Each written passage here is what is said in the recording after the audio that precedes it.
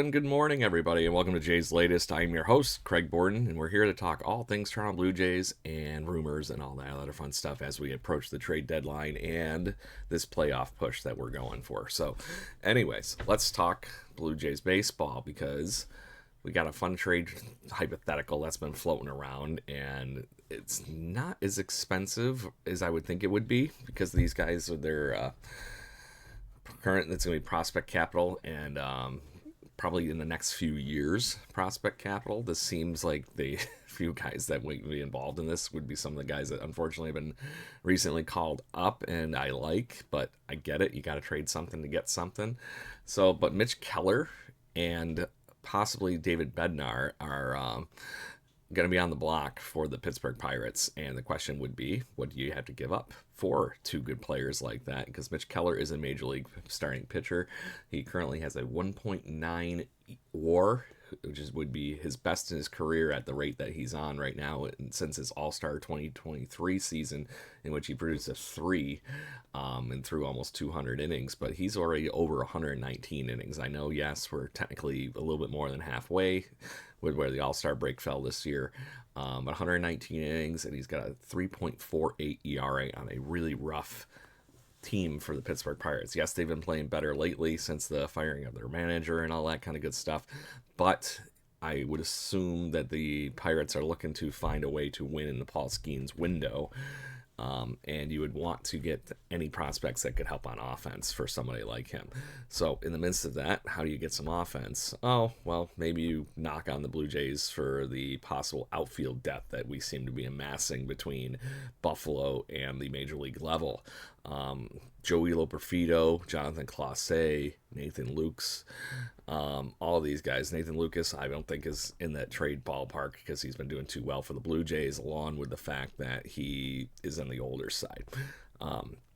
Meanwhile, you start looking at players like Jonathan Clase and Joey Loperfido, who has been on fire since his most recent promotion back to the major leagues. I would love to see him keep doing that, but like I said, I got to trade something to get something.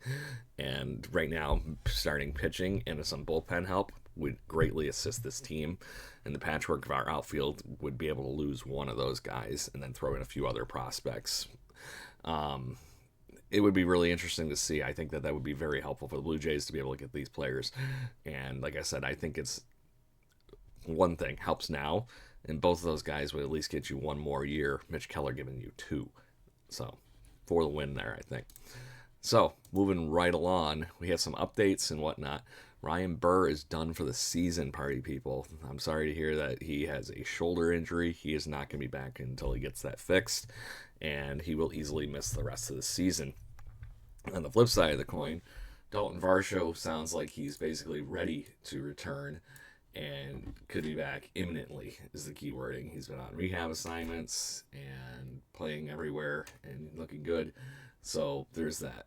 Alek Manoah also trying to ramp up his pitching performance. Obviously, the other day, his first performance only takes with a grain of salt with only allowing 4 earned runs, but he is going to be pitching again tomorrow. So there's that. Anthony Santander is getting evaluated today, July 19th, so maybe he can start doing some stuff to get back into at least a DH role and help this team with some taters. Jimmy Garcia was throwing bullpens.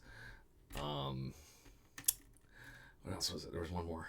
Andres Jimenez appears to be not doing much on his rehab right now as far as anything. It sounds like he's not even yet to take any fielding, but he has been hitting and throwing. So there's another really good player that we can get back to, especially when he was a little hot right before the unfortunate injury there.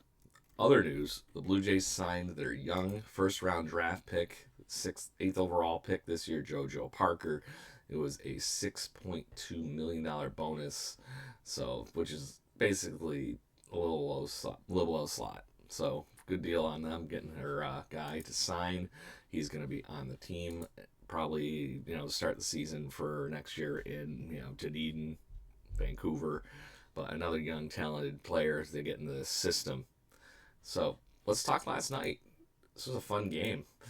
Blue Jays finally got to Justin Verlander pitching in the sky. It felt good to chase him after 2 2/3 yesterday. 9 hits, 4 earned runs for Justin Verlander, and 2 walks also led to 4 runs in the second inning and got the Blue Jays everything they needed for the night. Um, First game back, their 8th straight win in the Sky Dome. Loving the home field advantage this year. And it was a just fun cycling of guys around the bases in the second inning. After if Ducks get on the pond with Barger and Kirky, Joey Loperfido doubles, and like I said, I love what I'm seeing from Joey Loperfido. I don't know what he's changed in his swing, but it is more smooth. He's making great contact. He's making hard and loud contact. Puts the Blue Jays on the board. Right, not too long after, Will Wagner with a big double down the line scores Kirky and Loperfido, and then Nathan Lucas puts the cherry on top. Because why wouldn't he? He's been Captain Clutch. So that was all the Blue Jays offense needed for the evening because the pitching was solid.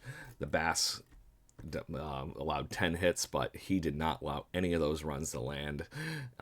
No walks, 5 strikeouts, and that's what happens when you can scatter runs around, or scatter hits around. Bassett did a very great job, and Brandon Little comes in right afterwards, knocks down the inning, and then Yairod and Jeff Hoffman close the door. Hoffman striking out the side in the 9th with some very plus heat. Looked very good doing it. So, I think he's rested and ready to go for the second half. I still would love to see some extra bullpen help or get Jimmy Garcia healthy, but 'tis what it is. Keep working with what we got, which seems to be the Blue Jays model. Maybe I got to get that. Go team, work with what you got. Not a shirt. Game 2 today, we will be playing at 3 o'clock Eastern time. Logan Webb versus Eric Lawler is going to be the match up. And in the midst of that whole thing, Logan Webb has been phenomenal and continues to be the ace for this San Francisco Giants that they're paying for. He's got a 9-6 record this season with a sub-3 ERA in 20 starts. Believe he might actually be one of the leaders in the strikeouts in the National League. In his last 3 starts, he's done pretty good, except his most recent one against the Dodgers, which actually inflated his ERA to basically where it is. 5 1/3, 6 earned runs. Before that, he was just cruising. So, interesting. So, but on the flip side of that, we got Eric Lawler, who has been the saving grace of the Blue Jays' 5th rotation spot. 2.78 ERA, has been doing really well. Only had 4 innings in his last outing against the White Sox. 2 earned runs, 4 hits. And before that, same thing, 6 runs, 2 earned runs, or 6 innings, 2 earned runs, 4 innings of 1. So he's been really good in his last few starts and continues to stretch out that arm a little bit too. So we'll only maybe get more out of him as things continue to go, because he's obviously holding down that spot unless some big name comes into his Toronto Blue Jays team. So make sure you check us out. We're going to have Travis Snyder, the Lunchbox Hero, this Wednesday evening on the Blue Jaybird Watching. We're going to talk with him. Make sure you tune in live at 7 p.m. Eastern to hang out with Travis Snyder and talk all things baseball and get into the trade deadline and some of his wonderful career pieces too, hanging out on some of these teams that were pushing for a pennant race. So we'll be talking with him, and make sure you tune in here every day. We're going to be here as much as humanly possible to talk all things trade rumors and Blue Jays news as we head down the stretch. Go Blue Jays, and we'll talk to you soon. Cheers.